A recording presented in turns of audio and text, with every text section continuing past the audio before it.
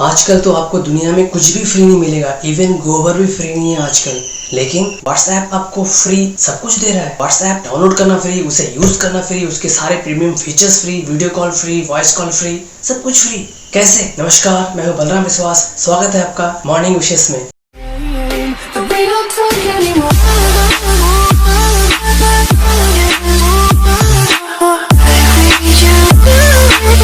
हाँ, और एक बात, अगर मुझे पहली बार देख रहे हैं तो प्लीज चैनल को सब्सक्राइब कर लीजिए। आज हम बात करने वाले हैं कि व्हाट्सएप आखिर पैसा कमाते कैसे हैं। एक एप्लीकेशन डेवलप करना, उसका सर्वर मेंटेनेंस, कितने सारे स्टाफ होते हैं, ये सारे खर्चे के लिए पैसे निकालते कहाँ से लोग। और आपको पता ही होगा, व्हाट्सएप एक इंस्टेंट मैसेजिंग ऐप है जो प्ले स्टोर से सबसे ज्यादा डाउनलोड किया गया ऐप है।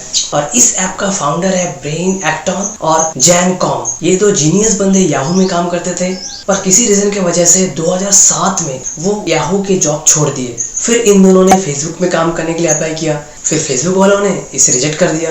उसके बाद 2009 को खुद का कंपनी स्टार्ट कर दिया। उसमें सिर्फ 50 लोग थे और उन्होंने डेवलप किया है व्हाट्सएप ऐप को, जो इंस्टेंट मैसेजिंग ऐप है। और ये ऐप लॉन्च करते ही कुछ ही दिनों के अंदर में भारी भरकम डाउनलोड होने लगे। और अब जब ज्यादा डाउनलोड होने लगा तो उसका यूजर भी बढ़ने लगा। पर ये जो फाउंडर है, इनके पास से वो सर्वर नहीं था कि उतने सारे डेटा को हैंडल कर सके। तो अब इन्हें पैसा चाहिए था। अगर पैसा होंगे नहीं तो सर्वर को मेंटेनेंस करना, एम्प्लॉय को मेंटेनेंस करना मुश्किल पड़ रहा था। फिर उसने प्राइस लगाना शुरू कर दिया और उसने प्राइस सेट किया कुछ कंट्री के लिए $1, पर हमारे कंट्री के लिए पहला साल फ्री था और फिर सेकेंड ईयर से ₹50 व्हाट्सएप चार्ज करने वाले थे। और इसी तरह से उसने पैसा कलेक्ट करना शुरू कर दिया। उनके पास 40 से 50 एम्प्लॉय था, उनका पेमेंट करना और सर्वर कॉस्ट इनके लिए काफी था। और ये कंपनी में अच्छी बात ये थी कि इसमें कोई बिग कंसल्टेंट नहीं था, तो उसके लिए हाई पेमेंट का भी जरूरत नहीं था। सब एक एवरेज पेमेंट में काम कर रहे थे। इसी तरह कहानी चलते गया और कहानी में ट्विस्ट आया फरवरी 2014, जब फेसबुक ने व्हाट्सएप को खरीद लिया है $19 बिलियन से।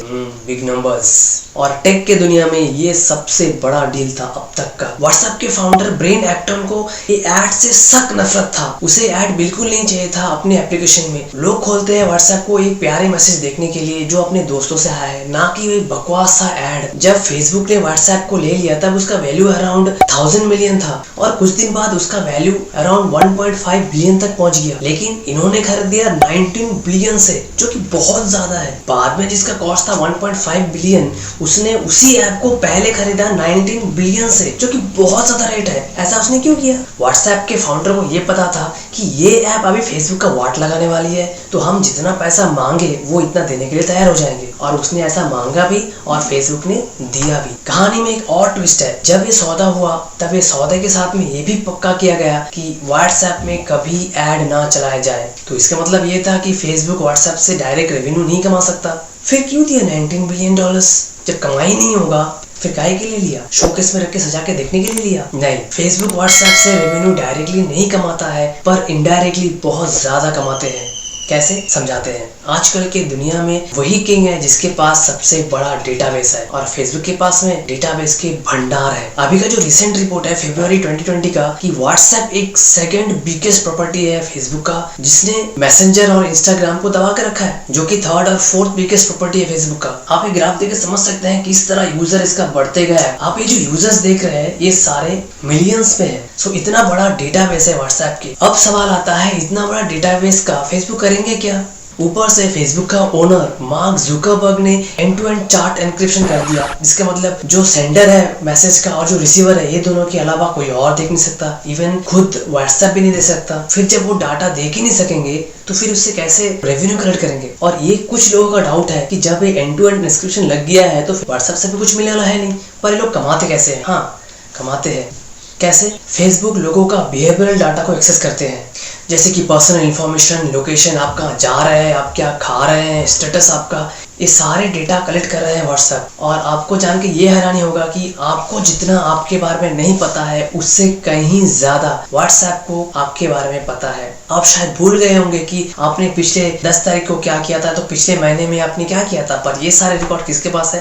व्हाट्सएप के पास है। आपका इंटरेस्ट तब क्या था वो अभी उनके पास रिकॉर्ड है। उनके लिए इतना ही काफी है। और सारे खेल यहीं पे है। आप देख सकते हैं यहाँ पे ये लिखा है, फेसबुक और व्हाट्सएप साथ में काम करते हैं और डेटा शेयर करते हैं ताकि आपके सर्विस बेहतर हो, ऑफरिंग्स बेहतर हो, आपको अच्छा प्रोडक्ट सजेस्ट कर सकते हैं और relevant offers and ads on Facebook. आपका डेटा लेके वो लोग पर्सनलाइज्ड एड आपको दिखाते हैं। हर दिन में 65 मिलियन मैसेजेस एक्सचेंज होता है व्हाट्सएप में। इतना बड़ा डेटाबेस है इनके पास में, और वो आपके सारे कॉन्टैक्ट लिस्ट भी ले लेता है। और अब इस पॉलिसी को सीधे भाषा में समझते हैं। जैसे कि आप टीवी में देखते हो, गाना चल रहा है, हम काले हैं तो क्या हुआ दिल वाले हैं, पर ऐड क्या चल रहा है, फेयर एंड लवली। कई सालों से फेयर एंड लवली वालों ने कई लोगों को राहुल गांधी बना के रखा है। लेकिन एक बात, माँ कसम, मैंने कभी इसे यूज नहीं किया। अगर यूज कर भी लिया होता तो मेरा कलर का क्या उखाड़ लेता है लोग। और एक बात ध्यान देने वाली ये है कि ये जब भी देखो एक गोरे गोरे लड़के लेके आते हैं, इसको देखिए, इसको देखिए, इन सबको ऐड में रखा है। अगर सच में दम है तो मुझ जैसे को ऐड में लीजिए और मुझे गोरा करके दिखाइए। ये नहीं करेंगे लोग। फिर कई लोग समझ चुके हैं कि everything is fair and lovely in TV ads.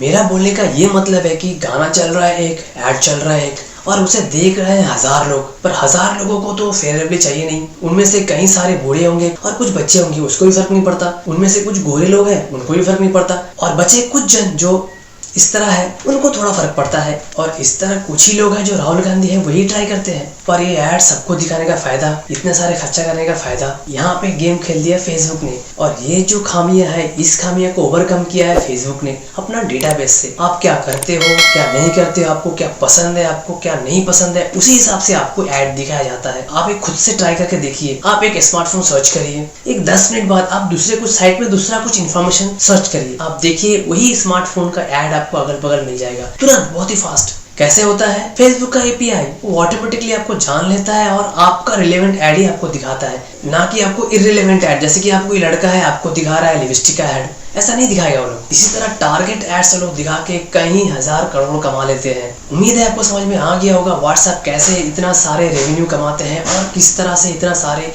Updates रोज भेजते हैं, इतने एम्प्लॉय को पेमेंट करते हैं। क्योंकि उसका सबसे बड़ा प्रोडक्ट हम लोग हैं, हम ही अपनी इन्फॉर्मेशन देते हैं, हम ही लोग उनके सबसे बड़ा प्रोडक्ट है। थैंक यू वीडियो को पूरा देखने के लिए। अगर वीडियो अच्छा लगा तो प्लीज़ इसे लाइक करिए, और अगर मुझे पहली बार देख रहे हैं तो प्लीज़ सब्सक्राइब करिए। मिलते हैं अगले वीडियो में, तब तक के लिए बाय बाय। जय हिंद, जय भारत।